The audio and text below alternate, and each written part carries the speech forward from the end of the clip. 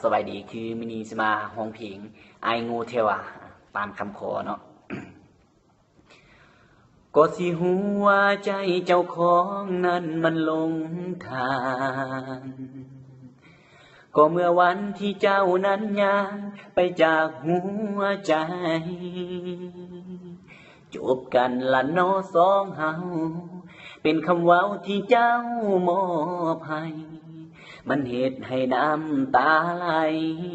ย้อนว่าอายนั้นเจ็บใจแหงนั่นมันเป็นเพียงบางลีลาในบทละครแต่ยังมีอีกหลายสิบตอนที่เจ้าแสดงตัวว่าเขาคือแฟนหมู่เพื่อสิหูโอ้ยเจ็บพอแหง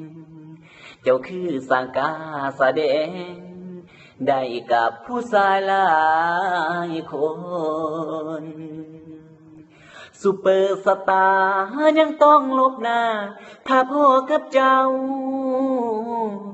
ลีลาคำเว้ามันเฮ็ดให้อายสับสนเห็นอายเป็นหยังเจ้าคือจังตัวใดใจคนเห็นอายเป็นคนหรือว่าเป็นควายโนล่ะได้แต่สองแหวนเบิ่งเจ้าของแล้วคิดอีตนเกิดมาเป็นคนในทั้งคนคือโง่แท้ว่าเป็นควายสีขาก็ยังดีได้กินหญ้าแล้วไปเฮ็ดนาแต่อายเป็นควายสองขาต้องกินน้ำตาแล้วเฮ็ดใจซุปเปอร์สตาร์ยังต้องลบหน้าถ้าพ่อกับเจ้าลีลาคำเว้ามันเฮ็ดให้อายสับสน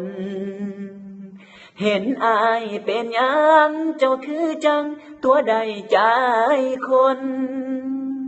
เห็นอายเป็นคนหรือเห็นเป็นควายโนล่ะเห็นอายเป็นคนหรือเห็นเป็นควายกินหญ้าบ่ล่ะขอเข้าใจเนาะ